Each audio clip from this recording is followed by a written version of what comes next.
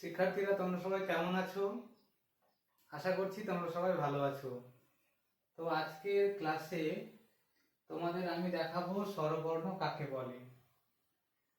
স্বরবর্ণ হচ্ছে যে ধ্বনি বাকযন্ত্রে উচ্চারিত হওয়ার সময় বাধাপ্রাপ্ত হয় না, তাকে আমরা স্বরধ্বনি বা স্বরবর্ণ বলবো। যেমন অ, আ, সরিয়, সরিয়া, হস্যই, দীর্ঘই, হস্যু, দীর্ঘু, রি, লি, এ, ওই, ও, ও। তবে বর্তমানে লি এর ব্যবহারটি নেই বলে এটিকে আমরা বাদ দিয়ে দেব। তাহলে আমাদের মোট স্বরবর্ণ সংখ্যা কটি? 11টি। 1 2 3 4 5 6 7 8 9 10 11। তাহলে স্বরবর্ণ সংখ্যা কটি? 11টি। আর আমরা যৌগিক সংখ্যা কাকে বলবো? যৌগিক স্বরবর্ণ।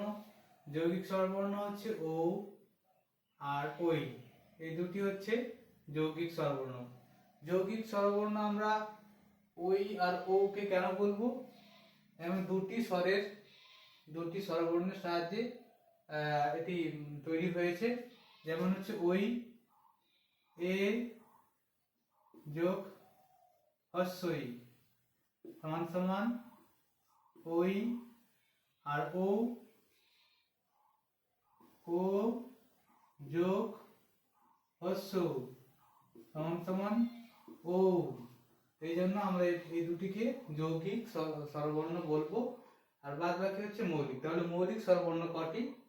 মৌলিক স্বরবর্ণ হচ্ছে 9টি, আর যৌগিক স্বরবর্ণ হচ্ছে 2টি। যৌগিক স্বরবর্ণ 2টি। যৌগিক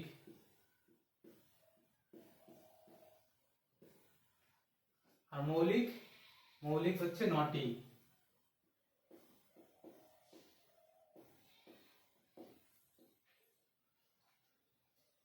শিক্ষার্থীরা, আজকে ক্লাস এই পর্যন্ত। আশা করছি তোমরা স্বরবর্ণ বিষয়টি বুঝতে পারলে। স্বরবর্ণ হচ্ছে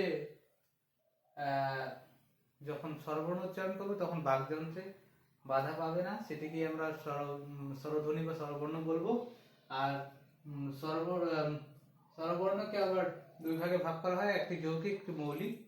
যৌগিক স্বরবর্ণ হচ্ছে 9টি, যেমন অ, আ, হস্যই, দীর্ঘই, হস্য, দীর্ঘ, এ, ওই, ও, ও। আর মৌলিক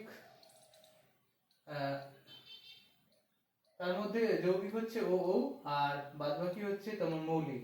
মৌলিক স্বরধ্বনি হচ্ছে 9টি, আর যৌগিক স্বরধ্বনি হচ্ছে স্বরবর্ণ হচ্ছে 2টি। তো শিক্ষার্থীরা, আজকের ক্লাস এই পর্যন্ত। যদি ভিডিওটি তোমাদের ভালো লাগে তো ভিডিওতে একটি লাইক, আর তোমাদের যদি কোনো অসুবিধা হয় তাহলে কমেন্টের মাধ্যমে জানাতে পারো। আর ভিডিওতে ভালো লাগলে লাইক, কমেন্ট, শেয়ার করে, আর আমার ইউটিউব চ্যানেলটিকে সাবস্ক্রাইব করে পাশে থাকবে। ধন্যবাদ।